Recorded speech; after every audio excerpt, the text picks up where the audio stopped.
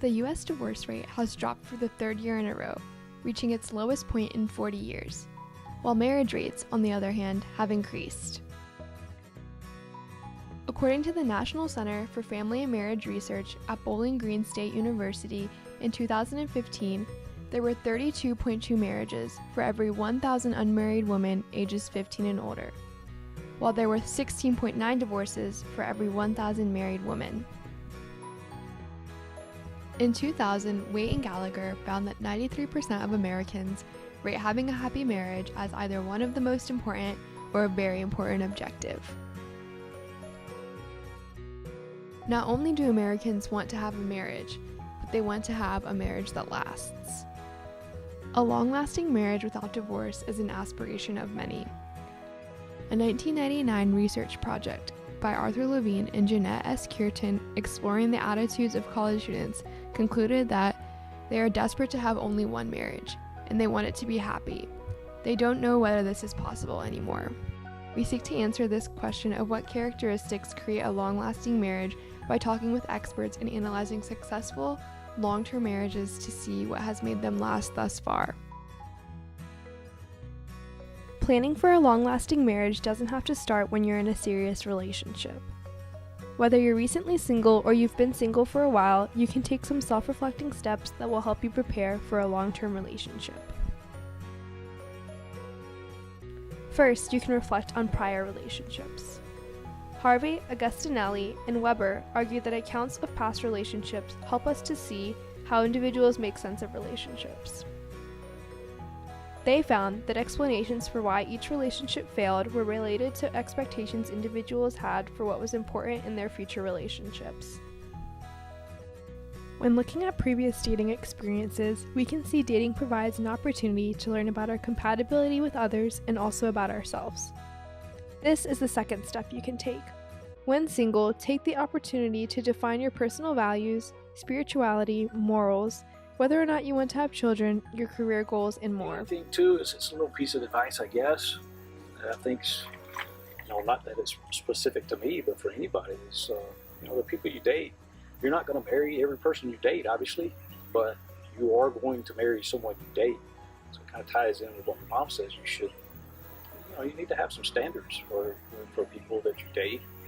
And it doesn't mean you got to be serious about every person you date, because that also is a good thing to do as well, is to date, but date good people, and you will come to understand who you're looking for in a much better way by having that experience, and you can get to a point where you know who you're looking for and who you're not looking for. So.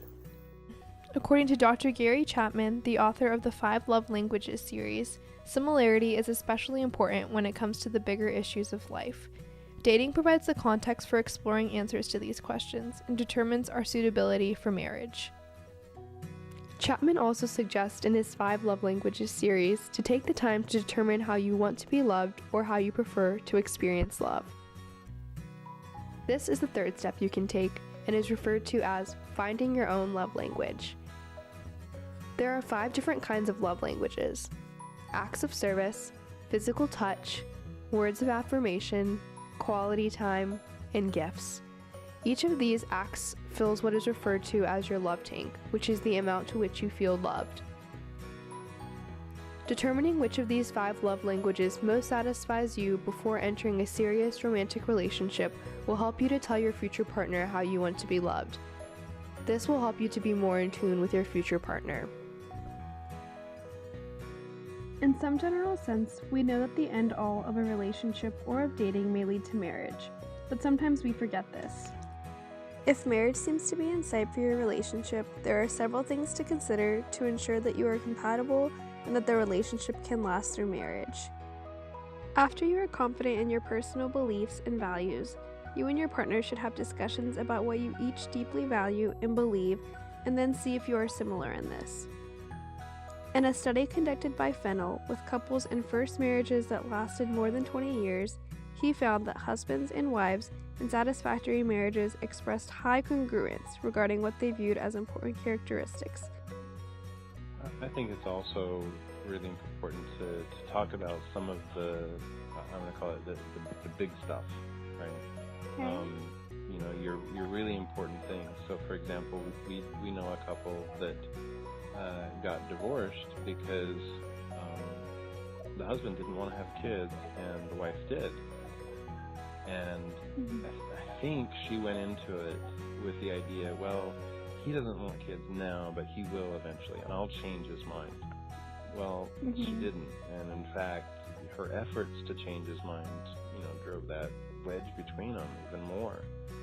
And I've seen stuff like that, having kids or career aspirations. What are you really after? Is it important that you earn, 6 figures within 5 years? Is that really that important to you that you're going to sacrifice all your time with me as your spouse, or with our kids? Which comes first, career or family? Those type of conversations. A study by Charlin further backed up this idea. In his study of the characteristics of long-term marriage, he confirmed that similarity and congruence of background, including topics like religion, education, lifestyle, and philosophy of life, were accounted for a satisfying and lasting marriage. On top of this, couples should make an effort to learn their partner's love language and make continuous, intentional love language acts. Each relationship begins with this feeling of love, but once this fades after being married for a long amount of time, you should take the time and effort to make your partner still feel loved. In the beginning of a new relationship, a lot of couples feel an overwhelming sense of love, sometimes what is referred to as the honeymoon phase. In an article in the Washington Post by Christina Antoinades, she sat down with couples who had been married for over 50 years, and found that when the couples initially met, they described a tangible, often overwhelming feeling that they'd found the person they couldn't live without. But this feeling will fade, and understanding your partner's love language will help you to understand why they communicate love the way they do, and also how you can communicate love back to them. Person, but here's the truth about love. You meet somebody and you suddenly fall in love. You fall in love because it's the right time in your life to do so, and the person may not be perfect, but you're in love. And so you're like, well, I can put up with this and I can put up with that, Yeah. And then you just go forward because it's much deeper than just commonality. The experience of falling in love is not a foundation for a happy marriage. A study conducted by Aaron, Dutton, and Iverson on accounts of falling in love, they found that this idea of falling in love had a clear pattern that involved simply mutual liking and desirable characteristics. It's highly possible to be in love multiple times with someone you may not marry. Aligning your values and putting in the effort to understand your partner's communication and love language can build a solid foundation and keep your love alive before even walking down the aisle. According to Asude, Danishpour, and Lavasani, a successful marriage is a marriage in which two individuals respect each other's values wholeheartedly, have mutual interests, feel a commitment towards each other, have made a decision to be together under any circumstances, and cooperate with one another. Now let's break this down. There are 3 types of long-term marriages that are identified by White. The first are connected couples, those who are very satisfied with their relationship and their communication has high levels of rapport and cooperation. The second are functional separate couples, those who are satisfied with their relationship, but each individual has high levels of independence and engage in separate activities. Lastly are dysfunctional separate couples, those who are dissatisfied with their relationship and have high levels of independence. These show that long-term marriages, although successful in terms of the number of years together, are not always satisfying. You most likely want to strive for a successful, connected marriage where you and your partner are together long-term but are also connected. To have a marriage like this, it's first important to note common misconceptions of what marriage actually is like. White conducted interviews with women married 25 plus years who were now widowed, and they noted that marriage is not without its troubles and used imperfection as normal to describe their relationship. I'm just saying it in slightly different ways, I guess, because it's like, and I don't know that it's a myth these days necessarily. People think it's fairy tale, but that's kind of the idea. You may think, you get married and you're done and it's easy, but just like Mom said, it's like it's work. And it, just like anything else that's worth it, right? Anything that's worth your effort, you got to put the work into it. Marriage should not be idealized. It's important to be aware of this when going into marriage so you don't have a skewed perception of what a satisfying marriage should be like. A study done by Rosenblatt, Kasla, Rivera, and Fuchs suggests viewing crisis as inevitable and marriage as a partnership of life are two factors that motivate couples to stay together, while love, loyalty and fidelity, respect, and mutual trust and support were the main ingredients of marital satisfaction. Vows are sacred. I mean, that's what's going to make your marriage last if you refuse to even consider divorce. I personally think that about being willing to put someone else's happiness in front of your own, people who are selfish or self-centered, or unable to work with others or always have to be right, know-it-alls are going to have a hard time getting along with somebody long-term, honestly. Pearson conducted in-depth interviews with couples in marriages ranging from 40 to 70 years and found how they dealt with conflict made a difference. The couples that accepted conflict as unavoidable and viewed it as constructive did better in their relationship. Persistent and committed couples made the relationship work with a can-do positive attitude.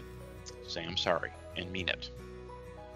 And I will try not to do that again, and I will continually try to improve. And secondly, when you forgive your partner, mean it. Mean it that from the deepest part of your soul, you truly do forgive them because they may not have meant harm. That's the number one thing that kills relationships is an inability to forgive and an inability to ask for forgiveness. And I think that was one of the hardest things for me was to tell Jim what I was thinking some of the times. You're supposed to know, but they don't. We're very, very different. Men and women are very different in thinking, so it's the communication, I think, is vital. ABC News did a piece on 4 different couples that had been married for 51 to 75 years, and when asked about the secret of their marriage, most couples said to trust each other, try to understand each other, don't go to bed angry at one another, and always try to understand the other person's point of view. According to Psychology Today, close relationships are the centerpiece of our sense of identity and are fundamental to our feelings of fulfillment. Marriage is work. Once the honeymoon stage fades away, both partners have to take the time and effort to make their partner feel loved. This abiding love must be maintained. Developing open communication, having high levels of trust, and understanding and continuously attending to your partner's love language are just a few characteristics of a long-lasting marriage. However, it's also important to be compatible with your partner. Sharing similar morals, beliefs, values, and views of the relationship build a solid foundation that can be further built on with these characteristics. All of these work together and can be developed before even walking down the aisle. Taking the steps as a single person to know oneself, having serious conversations while in the dating stage, and working at a marriage where imperfection is normal are all stages that make up a successful marriage.